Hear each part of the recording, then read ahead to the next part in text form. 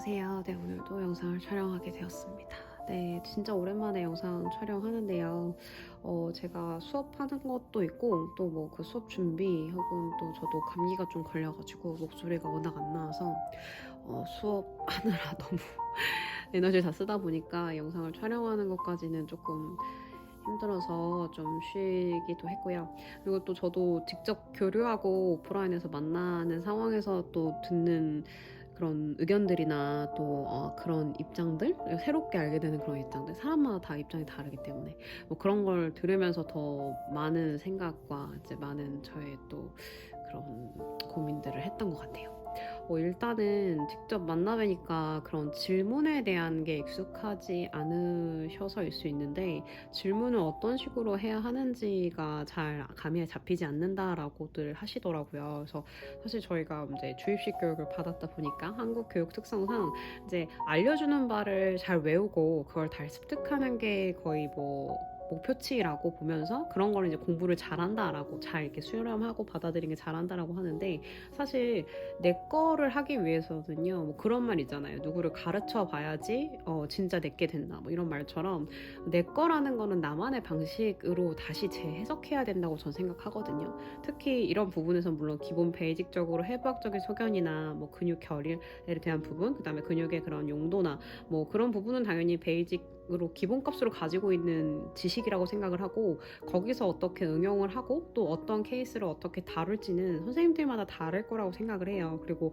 뭔가 딱 정답이라고 할 수 없다고도 싶은 게, 저희가 사람을 또 뭐 다루면서 또 서비스적인 부분도 있다 보니까 그 니즈를 채워주는 것도 사람마다의 그런 스킬이라고 저는 생각을 해요. 그래서 뭐 그런 거를 물어보는 것도 저는 되게 도움이 될 수 있다고 생각을 하고요. 또 본질적인 거를 깨우치기 위한 질문으로 들어가기에는 항상 그거에 대한 부정적인 요소와 그 요소에 대한 해석을 다시 재해석해도 말이 되는 상황이 되는지를 계속 반복적으로 생각해 봐야 한다고 저는 생각하거든요. 그래서 뭐 누가 어떤 A는 B다라는 답을 냈을 때 그럼 B가 아닐 때는 A는 존재하지 않는 것인지, 혹은 뭐 A는 무조건 B여야만 하는 것인지, A와 B의 범주가 같은 것인지, 어디가 더 큰 범주에 해당돼서 그게 소속되거나 속해 있는 부분인 건지, 이런 식으로 좀 이렇게 다른 방향으로 틀어져 볼 수 있는 거를 해보는 것도 하나의 본질로 향해 다가가는 그런 방법 중에 하나라고 저는 생각을 하거든요. 그래서 저도 제가 공부를 할 때 제일 초반기에, 그러니까 저도 제 신규 때 뭐 처음일 때 제일 많이 했던 게 잘못된 동작을 해보는 거였어요. 잘못됐을 때 어디가 불편하고 어디에 무리가 가고 그 동작을 통해서 어떠한 결과치를 도출해낼 수 있고, 그랬을 때 어떤 자세가 나오고, 이런 것들을 제가 이해하고 있어야 그런 혹여나 그런 케이스가 왔을 때 그거에 대한 공감도 할 수 있고 그거를 또 교정을 할 수 있다고 생각이 들어서, 동작들을 해볼 때 물론 뭐 제대로 된 동작, 그 다음에 또 잘못된 동작, 자리의 뭐 각도라든지 발의 정렬 상태, 발의 뭐 그런 넓이, 뭐 이런 거를 바꿔보면서 몸에 이게 균형이 깨질 수 있는 요소들을 하나씩 다 넣어봤던 것 같아요. 그래서 자꾸 이제 사담이 그러긴 하는데, 선생님들이 이제 워크샵 같은 거를 들으셔도 사실 돈 대비 얻어 오시는 게 물론 있긴 하지만 되게 일시적으로 끝난다는 소견을 좀 많이 들었거든요. 그런 걸 봤을 때 그 동작을 알려줬을 때 그런 본질을 좀 더 이해하고 분석하고 질문하고 파보다 보면 훨씬 더 다양한 경우의 수를 얻어가실 수 있거든요. 그래서 그런 수업을 들으실 때도 그냥 이 동작을 이렇게 응용할 수 있다 정도가 아니라 왜 저렇게 응용했는지를 더 관심 있게 보시는 게 저는 더 적절한, 더 다양한 접근이 될 수 있다라고 생각을 해요. 그리고 그렇게 또 질문을 해 버릇하는 것도 하나의 또 팁이 될 수 있고요. 질문 받았던 것 중에 많이 좀 가르치기 어렵다, 혹은 어디서 어떻게 해야 될지 모르겠다라는 그런 질문의 동작 하나를 제가 한번 뽑아봤어요. 뭐 여러 가지 이제 얘기하다 보면 나온 얘기들인데, 저희 핏플링 스트랩이라는 동작, 박스에서 하는 동작이죠. 뭐 인터 과정 일 거예요. 인터였던 것 같은데, 인터 섹션에 있는 동작인데, 여기서 이제 다리를 이렇게 진행해서 움직이는 동작이죠. 이게 아무래도 힙플렉서라든지 익스텐서를 다 사용하면서 이제 고관절에 대한 움직임이 많이 들어가는 운동이고, 또 할 때 그 유지성에 힘을 기르는데 정말 피드백이 좋은 운동이라고 저는 생각하거든요. 저도 이 동작을 정말 좋아하는데, 이 동작을 할 때 많이들 고민스러운 부분이, 이제 반대쪽 지지다리에 있는 골반이 반대쪽으로 치우쳐서 골반 자체에 불균형이 이루어지거나 빠져있는 골반의 상태를 어떻게 보존할 수 있는지 처음에 저는 이걸 배울 때 박스에서요 3점을 두고 양 손은 박스 양 라인이지만 중앙점에다가 무릎을 두라는 큐잉으로도 배우긴 했어요. 많이 빠지게 되면. 근데 이건 많이 빠지게 되면이고 실질적으로 저희가 내발기기 자세에서 다리 하나를 들던 팔을 하나를 들던 균형이 깨졌을 때 코어를 잡는 게 하나의 동작이 되죠. 그래서 이 동작을 하기 전에 저는 박스에서 뭐 스트랩 이런 거 걸지 않고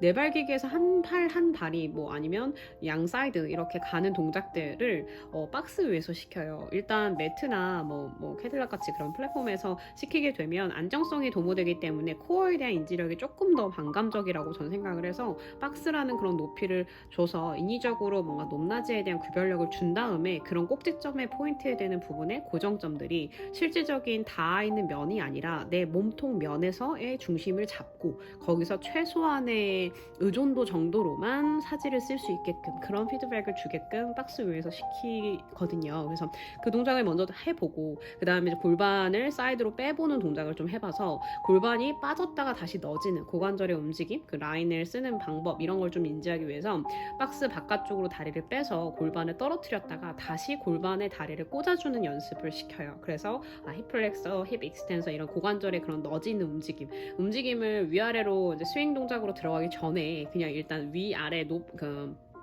넣고 빼고의 움직임으로도 충분히 이게 인지가 돼야지만 사실 또 동작이 나올 수 있기 때문에 그리고 골반의 수평면도 위에 약간 무게감이 있는 패드나 혹은 뭐 저는 보스팟을 쓰긴 하는데 그런 무게를 실어서 흔들림이 있을 수 있고 그걸 유지하는 거에 대한 피드백도 어떤 도구로서 줄 수 있다고 저는 생각을 해요.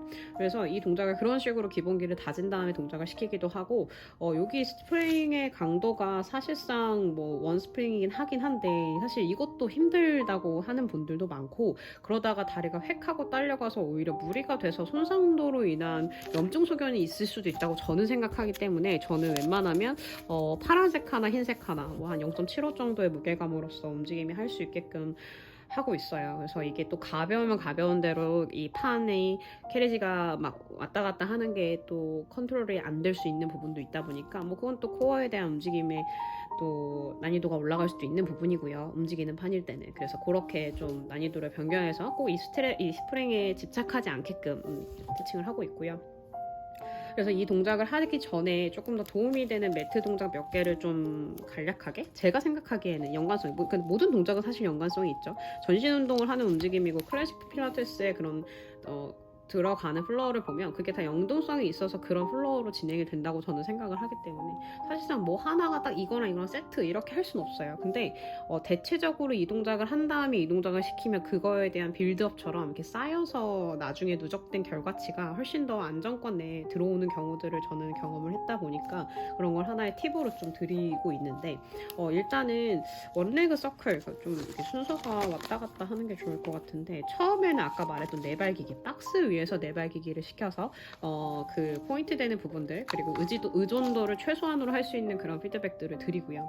그 다음에 숄더 브릿지 동작은 기본적으로 아시기 때문에 근데 사실 숄더 브릿지가 발을 눌러서 쓰거나 허리를 사용해서 그냥 들어버리는 경우는 사실 코어라고 생각하기 되게 힘들 수 있는 동작이거든요. 그러니까 진짜 코어를 느끼는 분들이나 제대로 된 숄더 브릿지를 하지 실질적으로는 발바닥 누르는 힘, 햄스트링 힘, 뭐 허리 올리는 힘 이렇게 보통 하시는 게 브릿지다 보니까 그런 부분에 선생님들의 구별력이 잘 있게 보셔야 된다고 저는 생각을 해요.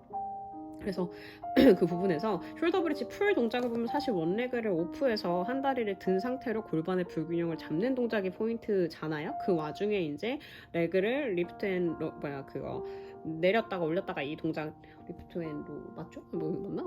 내렸다 올렸다 하는 동작을 추가로 함으로써 동작들의 난이도가 올라가는데 실질적으로 한 다리를 레그 포인트 돼서 테이블탑을 했을 때 골반의 대칭이 맞는지를 보는 것 자체가 그냥 간단한 구조로 봤을 때 이게 뭐 엉덩이라고 치면 엉덩이의 흔들림이라든지 그리고 엉덩이에 뭐 이런 틸트되는 부분이라든지 이런 부분들을 잡는 거에 근육들을 다 사용해야 되는 구조잖아요. 실질적으로는 이제 코어 이 둘레 트렁크에 있는 힘뿐만 아니라 양쪽 중둔근으로 골반의 양 사이드를 잡아주고 그리고 위에 앞뒷면의 힘도 그렇게 코어의 밑에 위아래 외부 코어의 힘으로서 또 잡아줘야 되는 부분이다 보니까 이런 골반의 하나의 대칭의 틀어짐을 유지하는 힘 자체를 여기서도 줄 수 있죠.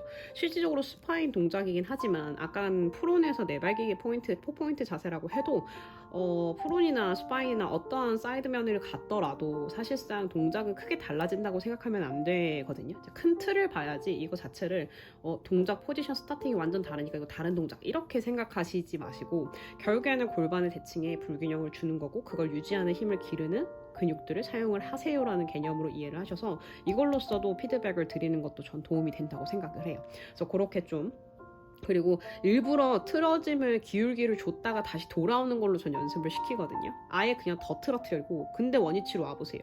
더 틀어뜨리고 원위치로 와보세요. 이런 식으로 대칭을 틀어뜨리는 것도 하나의 프랩 동작으로 저는 사용을 하고 있어요. 그래서 그런 동작을 통해서 숄더 브릿지 갔다가 그 다음에 원레그 서클도 좋은 동작이라고 생각을 하는 게 실질적으로 원이라는 서클링은 모든 꼭지점에 지름이 반지름이죠. 지름이라 해도 어쨌건 이 넓이의 길이감이 다 같게끔 가야지만 원이 정말 구형으로 완성이 되는데 이게 뭐 타원형 그러니까 막 그런 동작 약간 쉐입이 좀 찌그러진 위아래 그 길이감이 다른 그런 쉐입이 아니라 원형으로 구조를 들어갔을 때는 고정점 우리 기준을 잡는 거에서 힘의 강도를 다 똑같이 가는 느낌으로 동작이 들어가요. 근데 보통 원레그 서클을 그리면 한쪽이 더 크게 바깥쪽 외측이 더 큰 분도 계시고요. 안쪽이 더 큰 분도 계시거든요. 실적으로는 이 둘레의 다리에 꽂혀있는 골반에 꽂혀있는 이 다리의 구조에서 근육결에 따라서 그런 차등이 또 있고 또 골반의 각이 더 확 열리거나 안정성이 떨어지시는 분들 아니면 너무 다쳐서 움직임이 적은 분들 이런 분들이 또 계시고요. 그래서 그런 걸 봤을 때 처음에 원레그 서클을 저는 크게 맥시멈으로 그리지 않고 스몰 레인지로 그려서 점차적으로 넓히는 동작을 먼저 시키고요.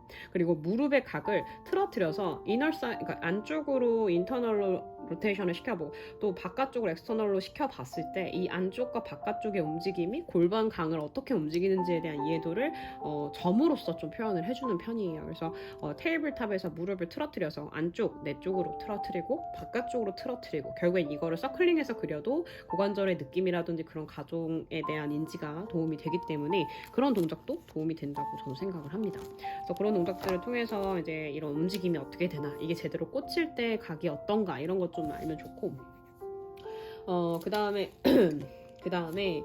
이거는 조금 그냥 제가 서브로 넣은 부분도 있을 수 있는데 싱글레그 스트레치가 사실 다리의 정렬을 제대로 인지하는 분들이 제대로 나올 수 있는 동작이거든요. 여기 손 모션을 보면 왜 무릎 단락과 발목 단락에 포인트를 주는지에 따라서 이 무릎의 정렬의 각이 달라진다는 건 고관절에서부터의 다리 포인트, 우리 발끝 포인트까지가 일직선상이 아닐 수 있다는 거예요. 그래서 중간점의 기로를 잘 잡아줘서 결국엔 이 관절 부분의 연결성을 잡아주는 위치를 두기 위해서 무릎과 발목에다 손을 터치하는 동작이거든요. 그래서 그냥 여기다 터치가 포인트가 아니라 무릎의 각을 돌리지 마세요. 무릎의 각을 정렬을 맞추세요 라는 개념으로 이해를 하셔야 돼요. 그래서 사실 아까 제가 무릎으로 그렇게 고관절을 인지했듯이 무릎 관절, 그러니까 니랑 힙 조인트는 같이 세트로 들어갈 수 있는 그러니까 모빌리티가 같이 들어가는 동작들이 구조다 보니까 이런 인지력이 무릎에서부터 인지를 시켜드려야 돼요. 골반 강으로는 할 수 있는 게 임프린트, 뉴트럴 뭐 이런 거 말고 크게 다양하게 들어가기가 힘들어요. 그걸 어디로 찾냐면 무릎으로 찾는 거라고 보시면 돼요. 그래서 그런 것들의 이해도 있으셔야 하고요. 그 다음에는 사이드킥을 넣는데 이 사이드킥은 사실 이 사이드 라인도 뭐 스파인 아까 숄더 브릿지에서 했고 그리고 4포인트 자세, 프론 자세인데 거기서 그냥 팔다리 핀 건데 근데 사이드 라인은 또 뭐지? 근데 얘네가 어차피 다 연결이에요. 결과론적으로의 대칭점을 틀어뜨려서 얼마나 흐트러지지 않는지를 보는 거기 때문에 원레그 서클과 또 연관해서 보면 사이드킥 같은 경우에서 원을 그리는 오벌 동작이 있는데 근데 이건 어째 오벌이니까 타원형으로 그리는 거기는 해요. 왜냐하면 가로로 가는 길이가 세로로 올라가는 길이가 길어지기 때문에 그러긴 하지만 뭐 정말 유연한 분들은 그게 구형으로 나온다고 저는 생각하거든요. 뭐 어찌됐건 근데 이제 이런 움직임에서 다리의 움직임으로 고관절에 인지를 주는 거죠. 앞으로 킥을 하는 동작이라든지 그러니까 플렉서랑 익스텐서를 사용하는 그 움직임. 근데 사실상 이 기점이 가로축 기점으로 정말 얄팍한 선 하나에 내가 누워있는 상황이다 보니까 닿아 있는 면이 엄청 작죠. 되게 스몰하죠. 그러니까 그 부분에서 이 고관절을 인지하는 게 훨씬 더 디테일이 살아나요. 우리 그거 알아요? 코어를 잘 인지 못하면 그냥 코어를 인지할 수밖에 없는 상황에서 그 동작을 시켜버리면 이걸 안 할 수가 없거든요. 뭐 예를 들면 뭐 브릿지 동작에서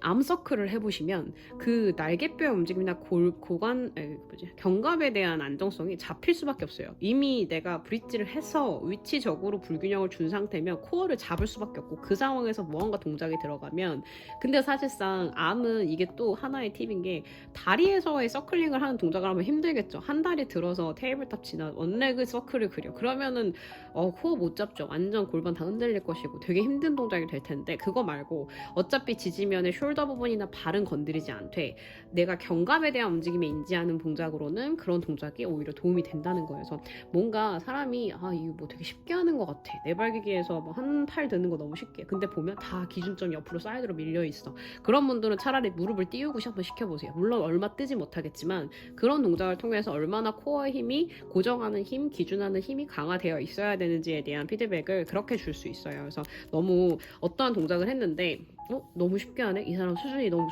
높은 건가, 어드밴스 과정 시켜도 되는 거야, 막 이렇게 가지 마시고 진짜 제대로 쓰셨는지, 코어 말고 그냥 사지로서 동작을 모션처럼 따라 하시는 분들도 많기 때문에 그런 거를 저는 좀 줄기 있게 분별력 있게 봐야지 그 사람의 정말 필요한 니즈를 맞춰줄 수 있다고 생각을 하고요.